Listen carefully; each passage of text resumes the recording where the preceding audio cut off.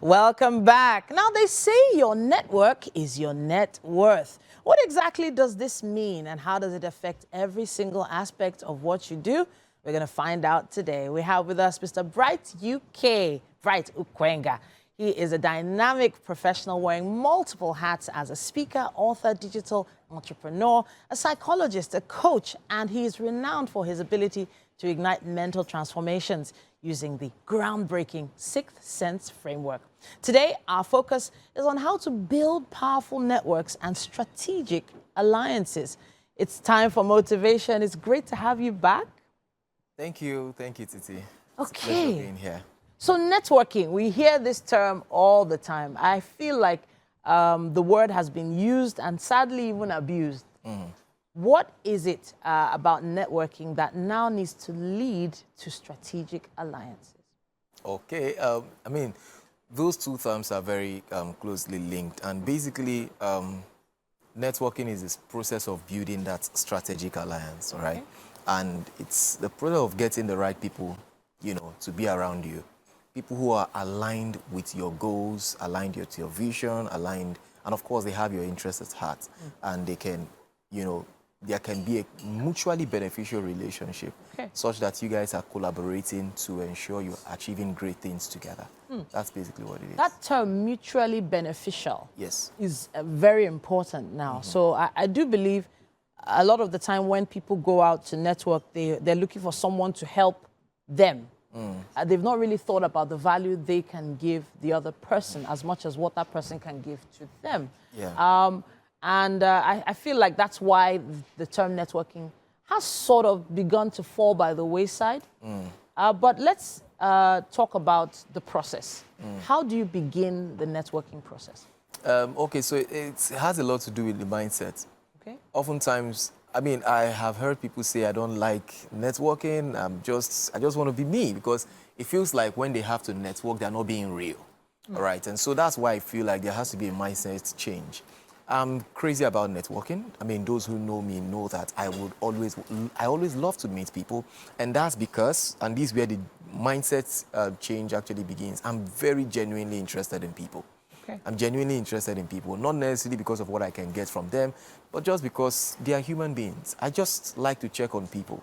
I mean, if a person crosses my mind, I'm going to pick up my phone and call them or send them a text message, right? I just want to reach out to people and be there for them. That's basically what it is, all right? So the first thing that needs to happen is there has to be a genuine interest in people. Secondly, one has to consider that you need to be communal in your thinking.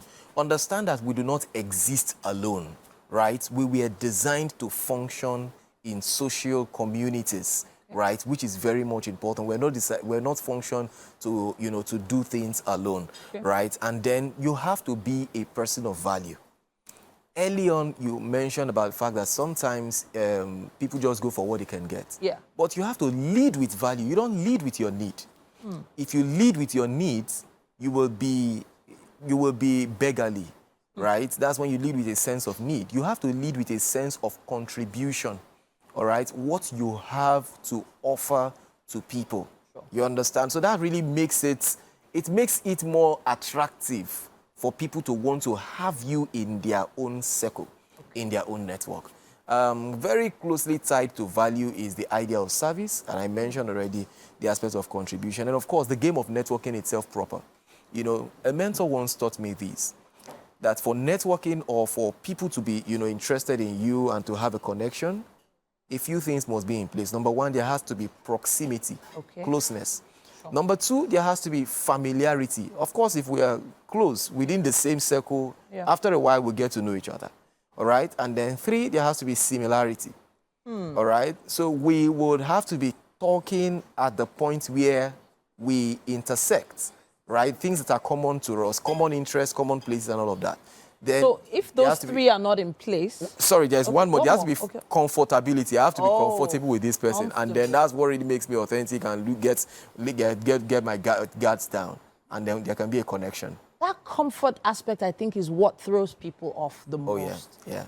being comfortable with people that they've never met. Oh, yeah. Maybe just been introduced to for the first time. Yeah.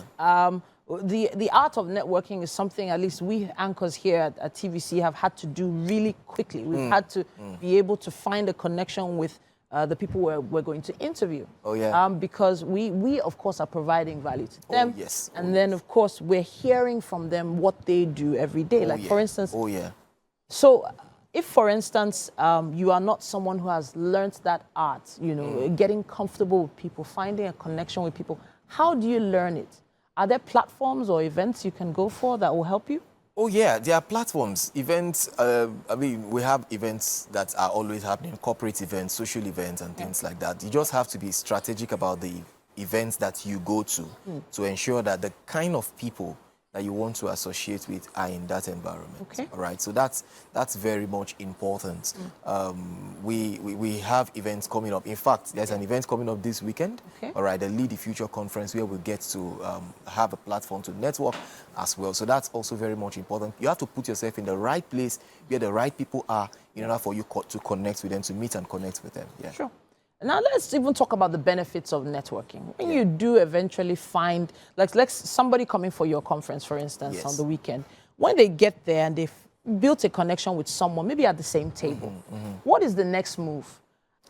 Because, you know, you have people give out complimentary cards or maybe even share contact details. But what is the first thing you do to establish that? What was that term we used initially? A strategic alliance. Okay, so this is the practical side to it. When you give your business card doesn't have a value. What really has value is the connection. So I always advise that within 24 hours, you have to send them a message, you know, and follow up on that and establish that connection. Sure. And of course, understand the different roles that they can play in whatever you're doing. Some people are ideators. They will expand your ideas, expand your dreams. Some people are connectors. They connect you to opportunities in people, in places, on platforms. Sure. Some people are warriors. They are going to defend you, you know, when you are not there. Some people are donors. They might fund your vision. Some people are, what again, activators. They are just there to encourage and inspire you. Some are executors.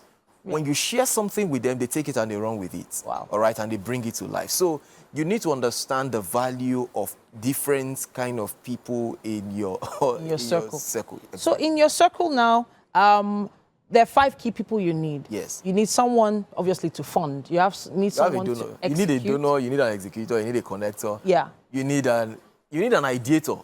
Some people you share your vision with and they say, oh, have you considered this? Why not do it like this? And before you know it, what you consider to be small becomes so big, right? Amazing. And then you need warriors, people who can defend you behind your back. Amazing. Yeah. Amazing. Thank you so much, Bright UK. It's always a pleasure having you on the show. And good luck with this weekend's conference. Thank you. Thank you.